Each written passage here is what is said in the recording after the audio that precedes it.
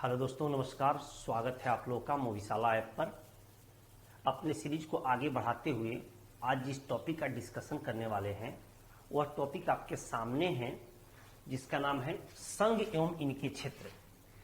अब संघ किसे कहते हैं, इसके क्षेत्र कौन कौन से हैं, क्षेत्रों का निर्माण कैसे हुआ, और जैसे कि आप लोग जानते हैं कि मेरा कॉन्सेप्ट वहीं पर क्लिक करता है जहां से क्वेश्चन एग्जाम में उठाए जाते हैं। तो सबसे पहले संघ एवं इसके क्षेत्र की वर्णन की बात करते हैं। तो इसका वर्णन है भाग 1 में। किस भाग में? तो भाग 1 में है। भाग 1 में आपको पढ़ता है अनुच्छेद 1 से 4 तक। कौन सा आर्टिकल? तो आर्टिकल जो है अनुच्छेद 1 से 4 के बीच में आपको इसी में संघ एवं उसके राज्य क्षेत्रों का वर्णन है। तो आर्टिकल 1 कहता है कि भारत जो होगा राज्यों का संघ होगा। पहला आर्टिकल कहता है, यदि बात इसको करते हैं, आर्टिकल 1 क्या कहता है, तो भारत राज्यों का संघ होगा।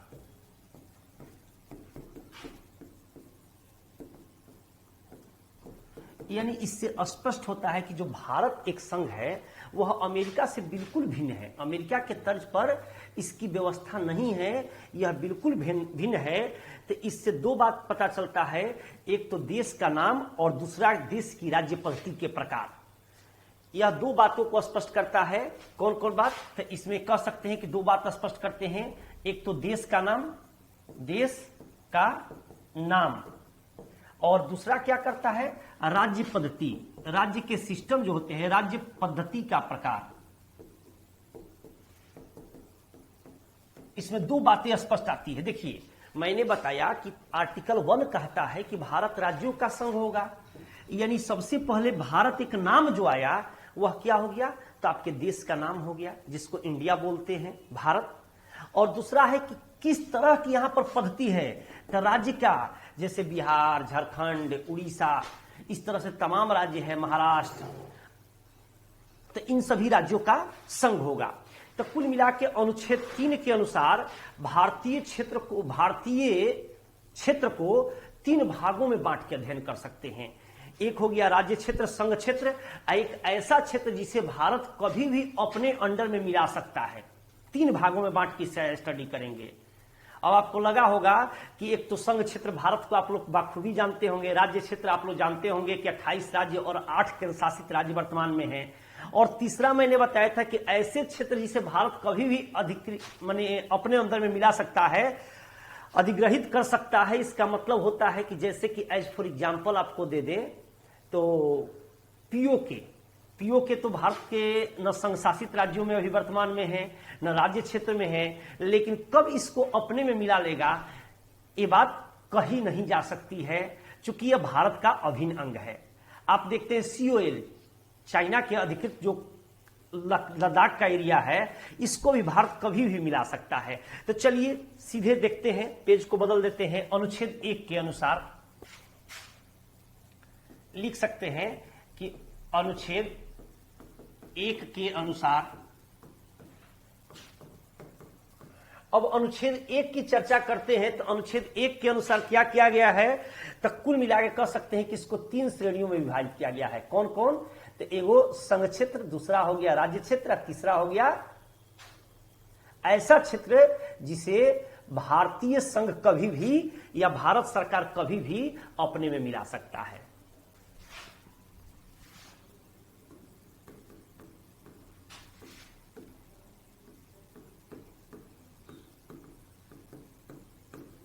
तीन श्रेणियां है या 3 स्वरूप है। एक तो हो गया संघ क्षेत्र,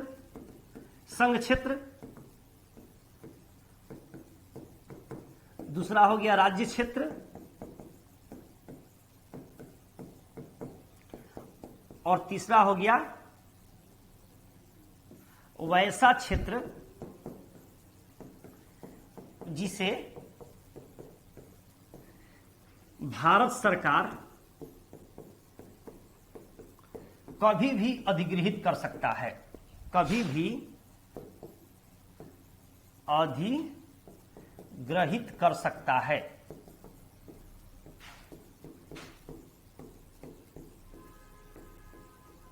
ये तीन तरह के यहां पर बातें आती है कि एक संघ क्षेत्र हो गया, दूसरा राज्य क्षेत्र हो गया, तीसरा मैंने बताया कि भारत सरकार इसको कभी भी अधिग्रहित कर सकता है। इसका पीओके और लद्दाख का एग्जाम्पल दे दिया। आप पूछिएगा सर इसके अलावा आज तक कभी ऐसा हुआ, तो आपको बता देते हैं कि आपको पुडुचेरी हो गया, गोवा हो गया, ये तो हुआ ही था।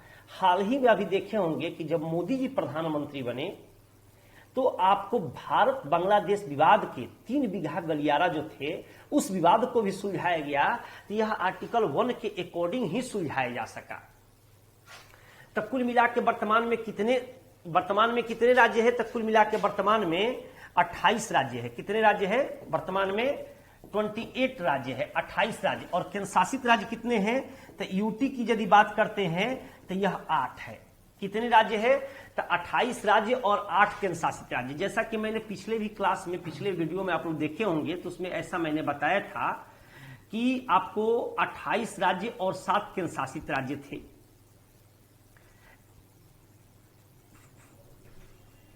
सॉरी 28 नहीं, 29 राज्य और 7 केंद्र शासित राज्य थे। लेकिन जैसे तेलंगाना 28 के बाद तेलंगाना बना तो फिर 29 हो गए। और जैसे ही जम्मू कश्मीर को राज्य की श्रेणी से हटाकर केंद्र शासित राज्य किया गया तो फिर आपको 28 राज्य और 9 केंद्र शासित राज्य बचे। जम्मू कश्मीर और लद्दाख 2 हो गए। लेकिन फिर आगे चल के दादर नागर हवेली तथा दमन एवं दीव को आपस में मिला दिया गया। तो वर्तमान परिस्थिति में 28 राज्य और 8 केंद्र शासित राज्यों की चर्चा है। अब संप्रभु राज्य होने के नाते भारत को अंतर्राष्ट्रीय कानून के अनुसार विदेशी क्षेत्र को अधिग्रहित कर सकता है। चूंकि विदेशी क्षेत्र को अपने में मिला सकता है या दे सकता है, तो ऐसा कह सकते हैं कि संप्रभु राज्य होने के नाते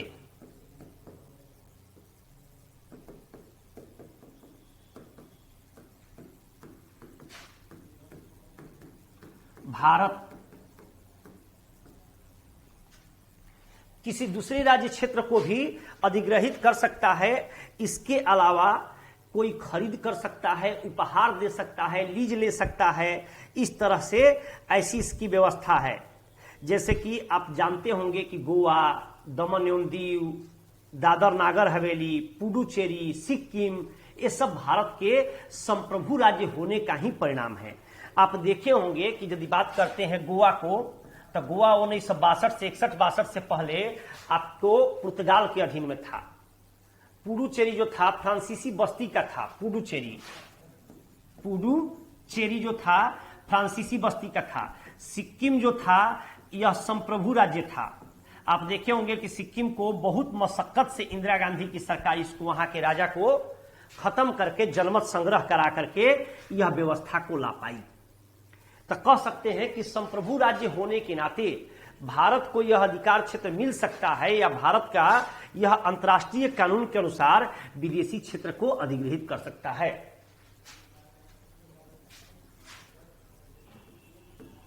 अंतर्राष्ट्रीय कानून के अनुसार, अंतर्राष्ट्रीय कानून के अनुसार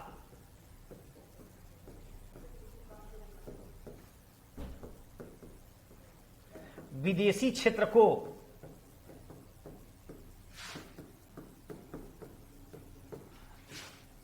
अधिग्रहित करने का अधिकार है।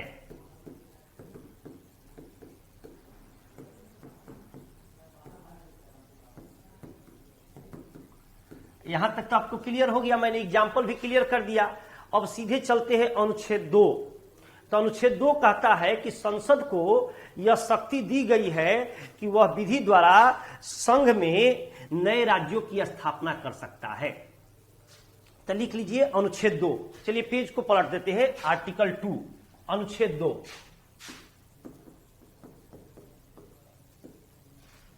अनुच्छेद 2 क्या कहता है कि संघ को यह शक्ति दी गई है कि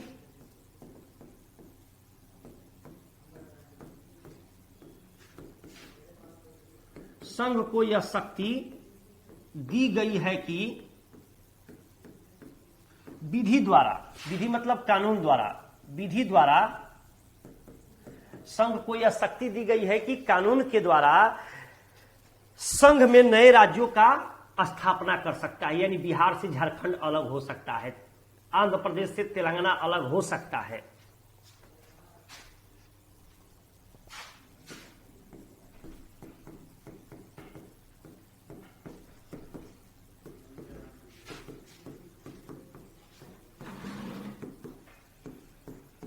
यहां पर ये लाइन क्लियर हो गया कि यह संघ को पावर है, आर्टिकल 2 पावर देता है कि नए राज्यों का गठन किया जा सकता है, उसकी प्रवेश एवं स्थापना की बातें कही जाती है। तो इसके अंतर्गत भी दो शक्तियां है, नए राज्य को भारत में शामिल करके या नए राज्यों के गठन की शक्ति। दो प्रकार की बातें हैं, नए राज्यों को शामिल कर किया जा सकता है या नए राज्यों को भारतीय संघ में से अलग किया जा सकता है। जैसे नए राज्यों को शामिल किया जा सकता है, जैसे कि मैंने पिछले में तुरंत यहां पर बताया है कि देखिए नए राज्य में शामिल हुआ है, शामिल हुआ है, शामिल हुआ। लेकिन यदि यही बात करते हैं तो इसको दो प्रकार से, इसके दो शक्तियां हैं, इसके शक्ति दो रूप में देखने को मिलते हैं। इसके नहीं, इसकी कर दो, शक्ति दो रूपों में देखने को मिलती है।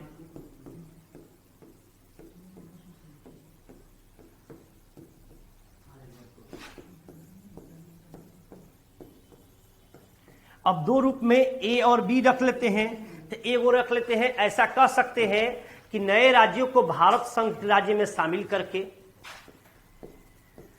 नए राज्यों को भारत संघ राज्य में शामिल करके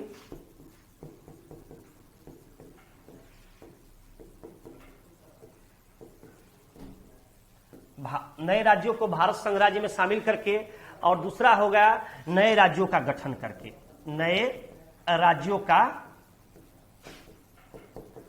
गठन करके। तो इस दो टाइप से आपको देखने को मिलता है कि नए राज्यों का निर्माण किया जा सकता है। अब सीधे चलते हैं अनुच्छेद 3 की ओर। तो आर्टिकल 3 क्या कहता है?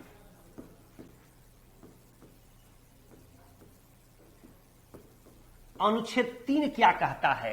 तो अनुच्छेद 3 कहता है कि भारतीय संघ को नए राज्यों का निर्माण करने का अधिकार है। तो अब कहिएगा 2 और 3 में अंतर क्या है? तो जरूर अंतर मिलेगा। तो लिख लीजिए कि भारतीय संघ के नए राज्यों का निर्माण क्या है जी? भारतीय संघ के नए राज्यों का निर्माण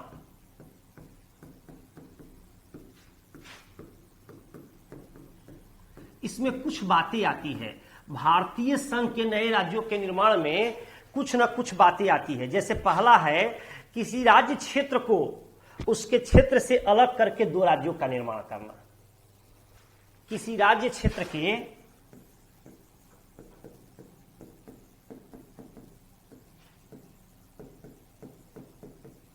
अब जैसे कि एक बिहार राज्य हो गया, तो किसी राज्य क्षेत्र के 2 भागों में उसको 2 या 2 से अधिक भागों में अलग करके निर्माण करना।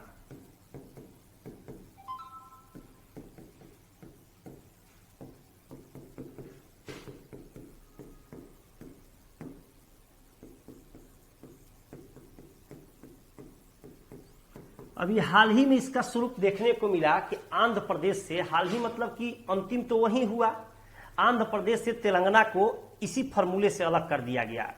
दूसरा होता है कि नए राज्यों का निर्माण या भारतीय संघ राज्यों का निर्माण कह सकते हैं। तो ऐसा भी हो सकता है कि भारतीय संघ में नए राज्यों का निर्माण या भारतीय संघ राज्यों का निर्माण। तो दूसरा हो गया कि किसी राज्य क्षेत्र की सीमा को बढ़ाया जा सकता है। अब जैसे कि मान लीजिए कि जम्मू कश्मीर में पीओके को लाके जोड़ दिया गया, किसी राज्य के सीमा को बढ़ाया जा सकता है, सीमा को बढ़ाया जा सकता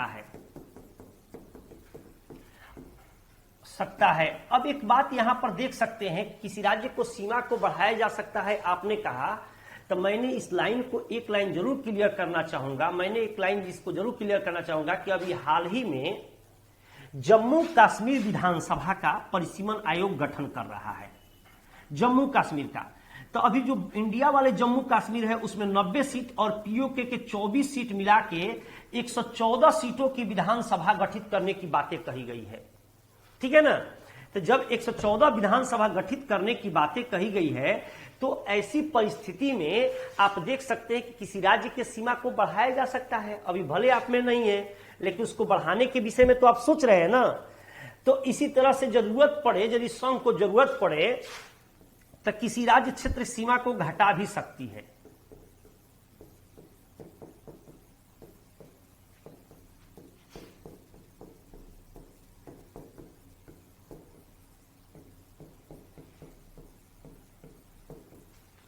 अब जैसे कि इसको कहिए अगर बढ़ाने की तो बात स्पष्ट समझ में आ रही है, घटाएगा क्यों? तो आप देखिए कि जब भी बाघ को शिकार करना होता है तब पहले 2-4 कदम पीछे हटता है, उसके बाद शिकार करता है। आप देखिए कि अभी हाल ही में यूक्रेन और रसिया के बीच में युद्ध चल रहा है। तो क्या युद्ध यूक्रेन लड़ रहा है?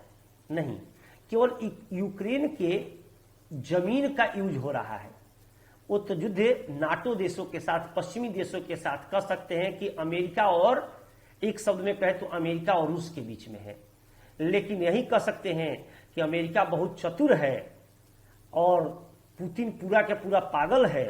और इसको क्या कह सकते हैं, बिहारी भाषा में इसको कह सकते हैं पूरा का पूरा, जो रूस के राष्ट्रपति है जेलेंस्की, ये पूरा का पूरा भकलोल है। आप पूरे के पूरे आप कहते हैं इस भाषा में कि हम झुकेंगे नहीं। जिस देश की इतनी पूरी आबादी पलायन कर गई वह देश कह रहा है कि हम झुकेंगे नहीं। अब क्या झुकना दूसरा होता है? किसी राष्ट्र नायक का पहला कर्तव्य होता है कि अपने राष्ट्र की सुरक्षा करना।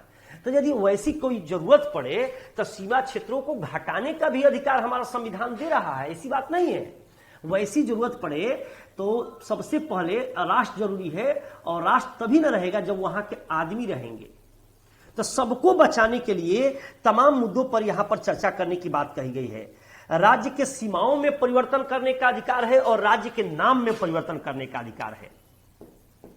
राज्य के सीमाओं में परिवर्तन,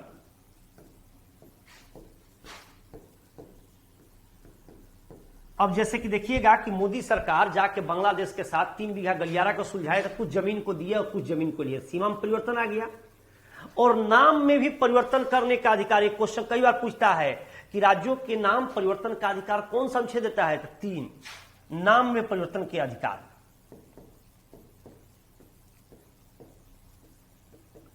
अब जैसे नाम में परिवर्तन, जैसे देखते होंगे कि उत्तरांचल का नाम बदल के उत्तराखंड कर दिया गया तो ये नाम में परिवर्तन हुआ। उड़ीसा का नाम बदल के ओडिशा कर दिया गया तो ये नाम में परिवर्तन हो गया। तो जितने अनुच्छेद 2 और 3 की बातें आती है, राष्ट्रपति के मंजूरी के बाद संसद में पेश किया जाता है और विधानसभाओं से मत लिया जाता है।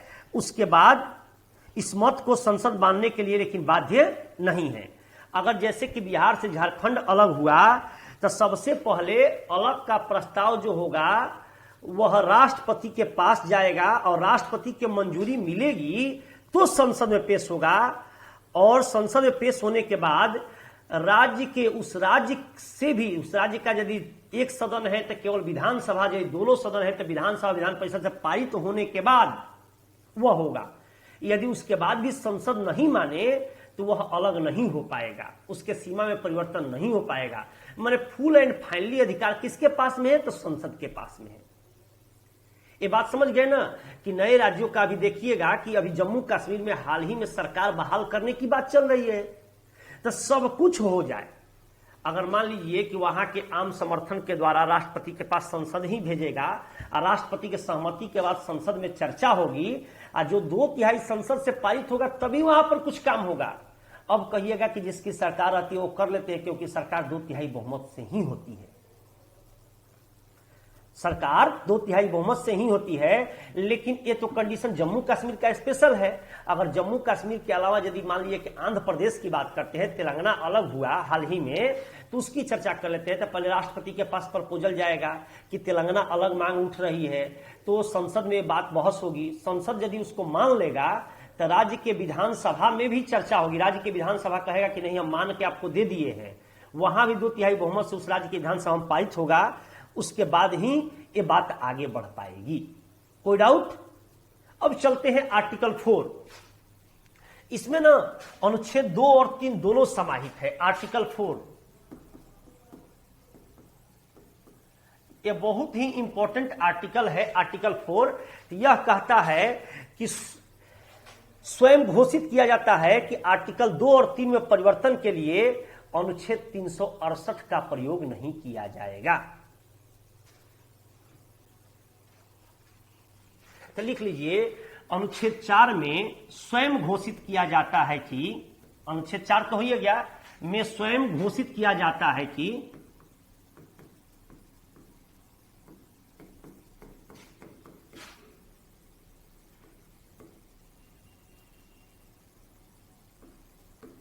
है कि अनुच्छेद 2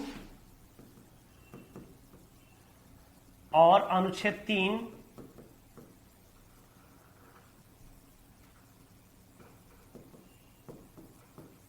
में परिवर्तन के लिए अनुच्छेद 368 का प्रयोग नहीं होगा। इस तरह के सामान्य जो कानून होते हैं, सामान्य साधारण विधायी द्वारा पारित कर लिए जाएंगे, सामान्य बहुमत से पारित कर लिए जाएंगे। यानी अनुच्छेद 2 और 3 के अंतर्गत कोई भी 368 अनुच्छेद का प्रयोग नहीं किया जाएगा। संशोधन अमेंडमेंट बिल का प्रयोग नहीं किया जाएगा। जरूरत पड़ेगा तो इसको स्वतः ही इस बिल को डाल दिया जाएगा ताकि उसके माध्यम से उसको आगे बढ़ाया जा सके। तो चलिए आगे बढ़ते हैं। आपको मैंने अभी यहां पर बता दिया कि अनुच्छेद 1, 2, 3 और 4। अब देखिए केंद्र शासित प्रदेश एवं राज्यों का उद्भव कैसे कैसे हुआ, थोड़ा सा इतिहास पर चर्चा करते हैं। तो कुल मिलाकर के यदि बात करते हैं तो 2 प्रकार के स्वतंत्रता से पहले स्थिति थी। चलिए इसको हेडिंग देते हैं, केंद्र शासित प्रदेश तथा राज्यों का उद्भव।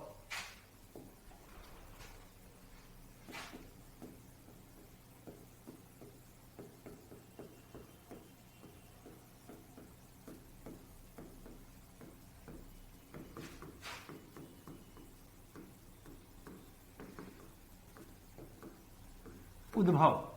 अब इसमें यदि चर्चा करते हैं तो आपको बता दें कि स्वतंत्रता से पहले एक ब्रिटिश प्रांत थे और दूसरा देसी रियासत थे जो रजवाड़ों की स्थितियां थी। तो 552 देसी रियासत की भौगोलिक स्थिति भारत के साथ थी, जिसमें कि 449 इसमें भारत में स्वतः मिल गए। टोटल तो अब कह सकते हैं कि राज्यों का जब उद्भव हुआ तो किस प्रकार से थी। तो एगो थे ब्रिटिश प्रांत,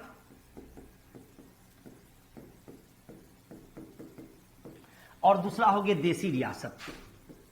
ध्यान से देखिएगा, देसी रियासत।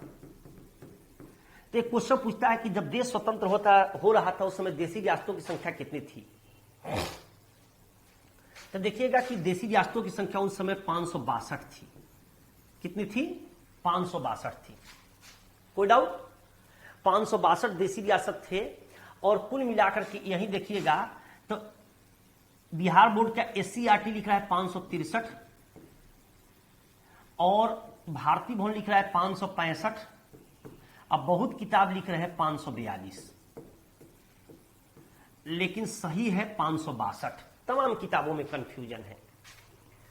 मैं तो एक बताया नहीं, मैंने टोटल बता दिया कि कौन किताब क्या लिखता है। तो कुल मिलाकर के 552 देसी रियासतों की स्थिति जो थी इसमें से भारत के साथ में थी। 552 किसके साथ में थी? 552 जो थी भारत के साथ में थी, जिसमें कि 549 जो थे वह स्वतः मिल गए।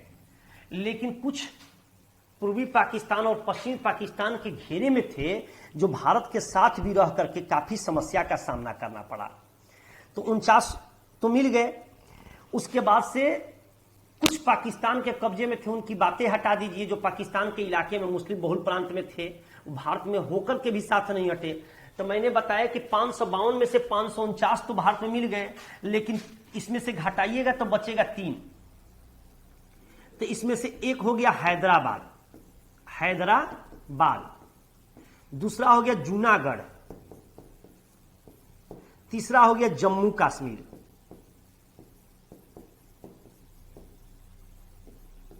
ये भारत के साथ वाले तीन जो चाहते थे ना, यह देसी रियासत चाहिए नहीं रहे थे कि मिले। ब्रिटिश, चूंकि अंग्रेज तो जो लिया हुआ आपको प्रांत दे के चला गया, लेकिन जब देसी रियासत तो अंग्रेजों के हाथ में नहीं था, तो लेकिन वो बंटवारा किया, तो इस तरह से बंटवारा किया, इस तरह से बंदरबाट कर दिया कि आपस में आप लोग उलझे रहिए। तो और ये भी संविधान लिखा तो बोल दिया कि देसी रियासत यदि चाहे तो भारत में मिले, चाहे तो पाकिस्तान मिले, चाहे तो फ्रीडम राज्य के रूप में रह सकते हैं। तो इस तरह से देसी रियासतों के साथ जो छेड़छाड़ किया, उसमें एक चीज मिला कि ये तीन जो राज्य थे मिल नहीं रहे थे। जैसे कि हैदराबाद में नवाबों की स्थिति थी, अगर जूनागढ़ की बात करते हैं तो वहां भी बहुत दिक्कतें थी, लोकल मत मिल नहीं रहे थे, वहां के राजवाड़ा के साथ ही रहना चाहते थे। और जम्मू कश्मीर की बात करते हैं तो इसका भी वो बायोग्राफी अलग ही था। तो थोड़ा थोड़ा तीनों की बायोग्राफी पर लाइट डाल देते हैं, ज्यादा तो डिस्कस करेंगे नहीं। आप नाम सुने होंगे लौह पुरुष सरदार वल्लभ भाई पटेल का। तो सरदार वल्लभ भाई पटेल को लौह पुरुष इसीलिए कहते हैं कि राज्यों का उन्होंने विलय किया था। उस समय भारत के गृह मंत्री थे,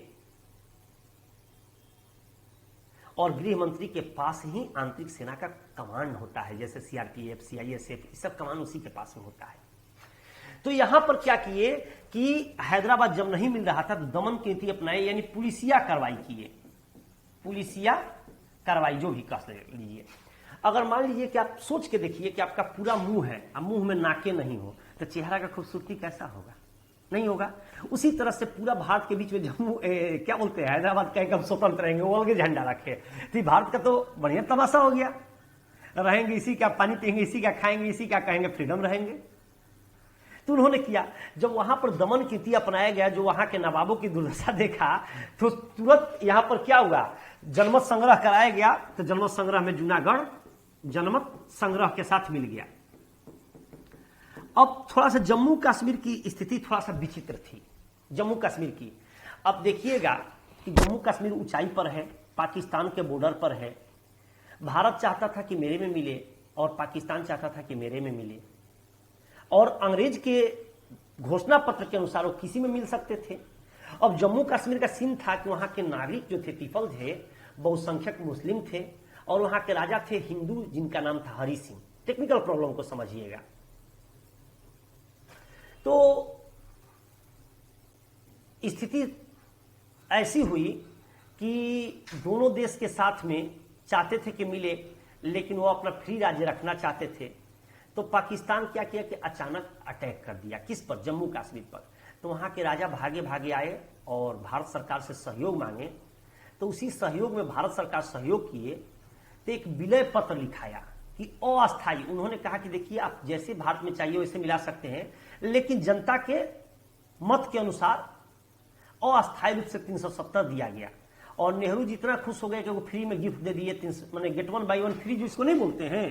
370 के साथ साथ 35 है, बहुत करप्ट जो रहा, जिसको कि अमित शाह जी ने हटाया 5 अगस्त 2019 को। 5 अगस्त, ठीक डेट बोल रहे हैं, 5 अगस्त 2019 को संसद में पेश किए, और 370 और 35 से हटा। तो वही जो 370 के साथ था वो विलय पत्र था। अब इसमें हम कहानी कहेंगे कि बहुत लंबी चौड़ी कहानी है, मिसेज बेटन की कहानी है, नेहरू जी का कच्चा चिट्ठा है, उसमें बहुत सारी कहानियां हैं। तो उस बात को बंद करते हैं, वहां से तो क्वेश्चन उठेंगे नहीं। तो सीधे आते हैं कि इसको किससे मिलाया गया, तो विलय पत्र के माध्यम से। विलय पत्र के माध्यम से तो आप समझ गए कि अब हमारे पास 552 पूरे हो गए। तो कुल मिलाकर के 1950 में भारत में 4 प्रकार के संघ राज्य थे। अभी तो आप मात्र 2 ही प्रकार के देख रहे हैं ना, या 3 प्रकार के, एक संघ, एक राज्य, एक यूटी, लेकिन उसमें 4 प्रकार के थे। तो आइए एक और चर्चा कर लेते हैं कि 1950 में भारत में संघ राज्य जो थे वह कितने प्रकार के थे? 4 प्रकार के। 1950 में भारत में संघ राज्य 4 प्रकार के थे।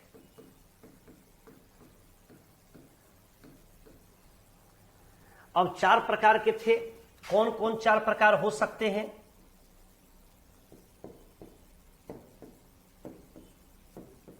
तो एक तो आपको संघ क्षेत्र तो होइबे करेगा, उसके बाद से राज्य क्षेत्र होगा, लेकिन केंद्र शासित राज्य क्षेत्र होगा, लेकिन उस समय की स्थिति के अनुसार कुछ और थे। एक था ब्रिटिश भारत में गवर्नर का शासन।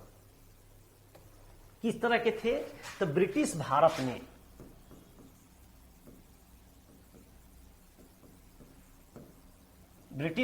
में गवर्नर का शासन।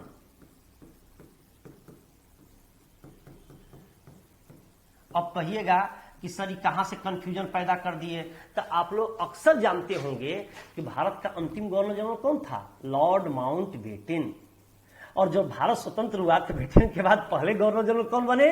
ये आप लोग खुद से इसको बता दीजिएगा। एक क्वेश्चन मैं को छुपा लिया कि भारत के प्रथम भारतीय गवर्नर जनरल कौन थे और भारत के अंतिम गवर्नर जनरल कौन थे? तो लॉर्ड माउंटबेटन। उसके बाद से राज्य विधानमंडल में शाही शासन था। क्या था? राज्य विधानमंडल में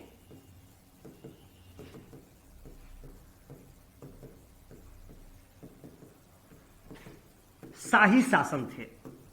इस समय देखिएगा पीसीएस में यहां से क्वेश्चन डाले जाते हैं बहुत ज्यादा, इसीलिए मैं इस टॉपिक को काफी खुदेर रहा हूं, नहीं तो इतना डीप नहीं जाता। लेकिन यहां से आप यूपी पीसीएस का क्वेश्चन उठा के देखिएगा तो इस सब टॉपिक से क्वेश्चन उठाए जा रहे हैं। उसके बाद थे कि भारत के मुख्य आयुक्त का शासन और शाही शासन 10 केंद्रीकृत प्रशासन के। तब भारत के मुख्य आयुक्त का शासन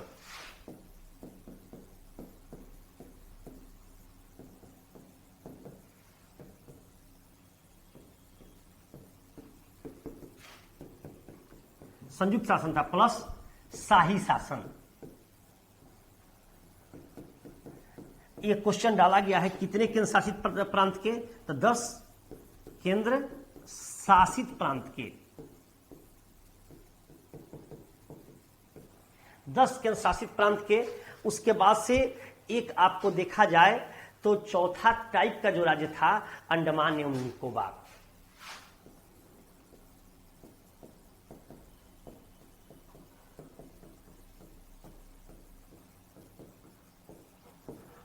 उस समय इस सब केंद्र शासित राज्यों का जिक्र नहीं था। तो कुल मिलाकर के ये राज्यों की स्थिति बनी और धीरे धीरे करके राज्य आगे बढ़ने लगे। तो कुल मिला के आगे चल के यदि बात करते हैं तो भारत राज्य बन गया। तो कुछ राज्य आयोग गठन की मांग होने लगे कि भाषा के आधार पर राज्य चाहिए, तो धर्म के आधार पर राज्य चाहिए, तो जाति के आधार पर राज्य चाहिए। ये चूंकि भारत विविधताओं का देश है तो कुछ यहां पर आयोग एवं समितियां बनने लगी, वहां से भी क्वेश्चन डाले जाते हैं। तो कुछ आयोग एवं समितियों पर चर्चा कर लेते हैं। तो आइए सीधे चलते धर आयोग एवं जेबीपी समिति।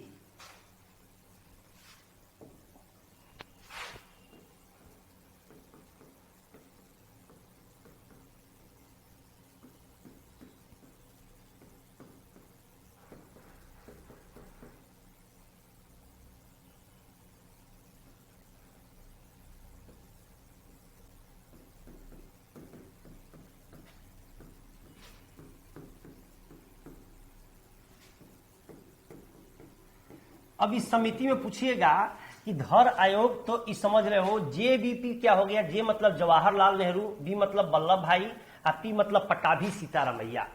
ये 3 व्यक्ति की समिति थी जो भाषा के आधार पर राज्यों के मांग के लिए बनी। किसके आधार पर? तो भाषा के आधार पर।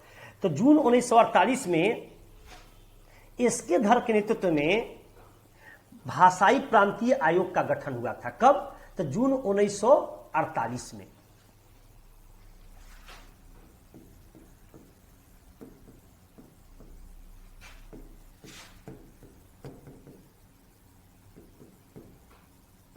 इसके धर के नेतृत्व में आपको क्या हुआ था कि प्रांतीय भाषाई आयोग का गठन हुआ था। किसका अध्यक्षता में? भाषाई प्रांत आयोग का गठन किया गया था। कोई दिक्कत है क्या? भाषाई प्रांत आयोग का गठन किया गया।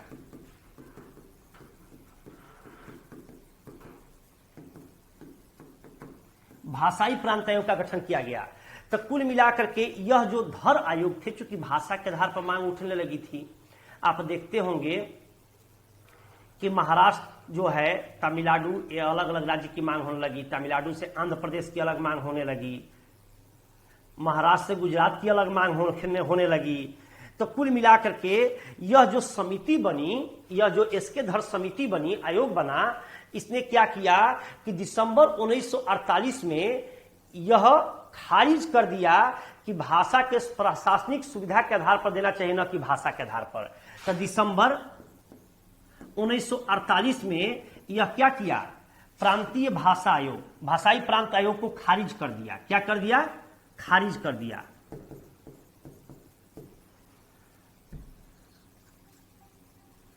इसको खारिज कर दिया और खारिज करने के बाद सिंपल शब्दों में क्या किया कि प्रांतीय भाषाई आयोग को खारिज कर दिया और खारिज करने के बाद कहा कि यह भाषा के आधार पर नहीं, रिपोर्ट में क्या दिया, भाषा के आधार पर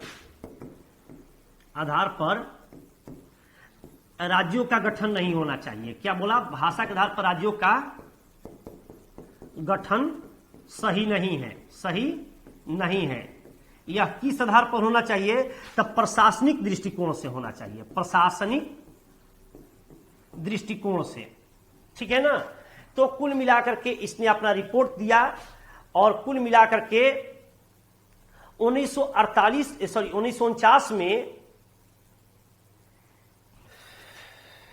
ऐसा हुआ कि 1949 में इस रिपोर्ट को अस्वीकार करना पड़ा और कुल मिलाकर के फिर एक बार मांग तेजी से बढ़ गया और आंध्र प्रदेश के एक स्थानीय नेता थे श्री रामुलु। 1949 में श्री रामुलु ये क्या किए कि नेहरू जी चाह रहे थे कि बारंबार इसको दबा दे, लेकिन उनसे दब नहीं रहा था। तो 56 दिन के अनशन के बाद 1953 में श्री रामुलु का भूख हड़ताल से निधन हो गया और उसके बाद से सरकार दबाव में आ गई। तो दबाव में आई तो उसके बाद से हुआ कि अब भाषा के आधार पर राज्य को बनाना जरूरी हो गया।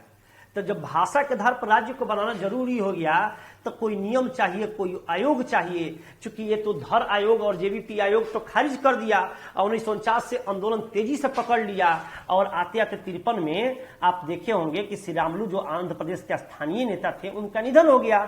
तो निधन के कारण पूरा हाहाकार मच गया। तो ऐसी परिस्थिति में नेहरू जी दबाव में आकर के सबसे पहले आंध्र प्रदेश को क्या किए, एक अलग राज्य के रूप में उसको घोषित कर दिए और अलग राज्य के रूप में घोषित करने के बाद बिना नियम के। तो चलिए उसके बाद से एक नियम को देखते हैं कि फजल अली आयोग क्या देखते हैं। उसके बाद से भाषा के आधार पर राज्य के लिए एक आयोग जो बना उसका नाम क्या रहा, फजल अली आयोग। अब फजल अली आयोग आप बोलिएगा कब बना था, तो 1953 में बना था। फजल अली आयोग कब बना था? 1953 बना था। तो कुल मिला के फजल अली आयोग में कौन कौन थे? तो फजल अली थे, के.एम. मणिकर थे और एच.एन. कुंजन थे। के.एम. मणिकर और एच.एन. कुंजन। के.एम. मणिकर और तीसरा हो गया एच.एन. कुंजन। एच.एन. कुंजन। ये फजल अली आयोग में 3 व्यक्ति थे और कुल मिला के इन्होंने भाषा की एकता को भी अस्वीकार कर दिया, भाषा के आधार को अस्वीकार कर दिया और राष्ट्रीय एकता को प्रमुखता दी। इन्होंने कहा कि देश की एकता, सुरक्षा, भाषाई संस्कृति, एकरूपता के लिए सही रहेगा, लेकिन भाषा के आधार पर राज्य जो होगा ना, देश के आंतरिक स्थिति को कमजोर करेगा। तो कुल मिलाकर के ऐसी बातें आई। तो आगे चल करके नेहरू जी इतना दबाव में थे, वहां पर माने क्या बोलते हैं, स्थानीय इतना विद्रोह बच गया कि नवंबर 1956 में आपको संविधान का 7वां संशोधन करके राज्य पुनर्गठन आयोग का गठन करना पड़ा। नवंबर 1956 में। कब? 1 नवंबर 1956 शायद डेट है। 1 नवंबर 1956 में ना राज्य पुनर्गठन आयोग बना।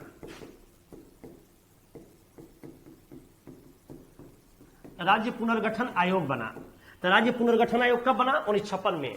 अब भाषा के आधार पर पहला राज्य आंध्र प्रदेश कब बना? 1953 में बन गया था। तो संविधान के 7वें संशोधन के द्वारा इसको मान्यता दे दिया गया राज्य पुनर्गठन आयोग को। तो उसके बाद से महाराष्ट्र से गुजरात अलग हुआ, महाराष्ट्र और गुजरात अलग हुआ। कौन? गुजरात। तो एक कब अलग हुआ? आंध्र प्रदेश तो तमिलनाडु से अलग हो गया था छपने में। एक कब अलग हुआ? तो 1960 में अलग हो गया, इसी क्या बोलते हैं, राज्य पुनर्गठन आयोग के माध्यम से।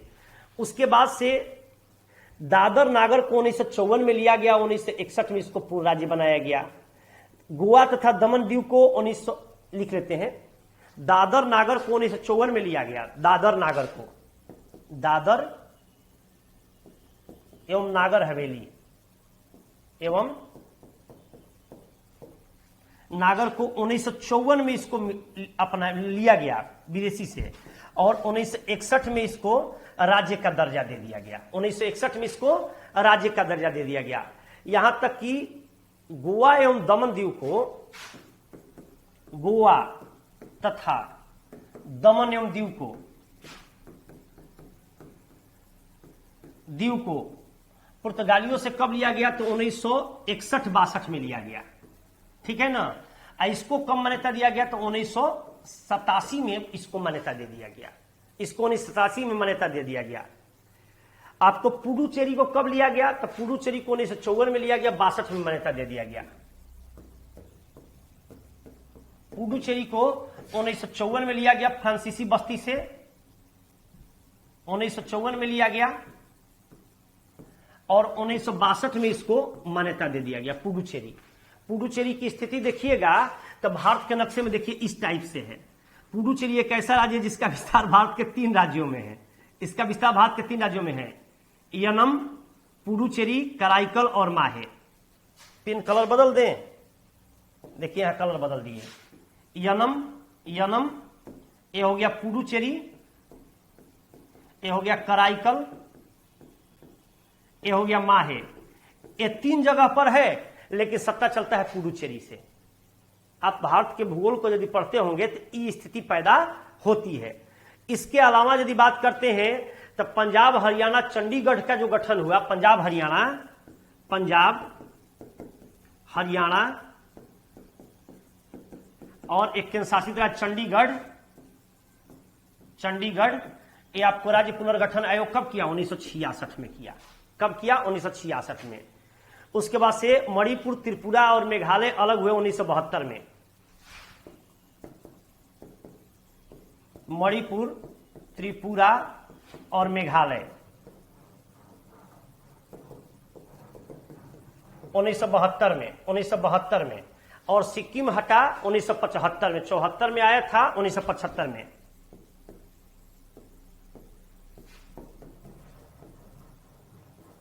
अब देखिए सिक्किम की भी एक अलग कहानी है। सिक्किम को यदि देखिएगा तो आपको बात करते हैं कि सिक्किम के जो राजा थे चुंग्याल, आप नेट पर भी देखिएगा, चुंग्याल का फोटो है, सिक्किम के राजा थे चुंग्याल।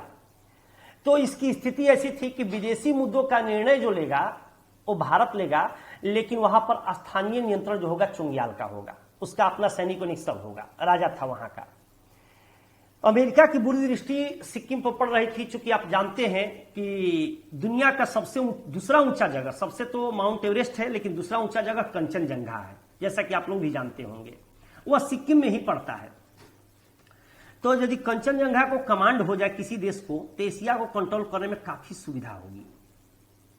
तो अमेरिका चाहता था ना कि उसको एक अलग ढंग से बना करके फ्रीडम रख के उस पर अपना आधिपत्य जमा ले।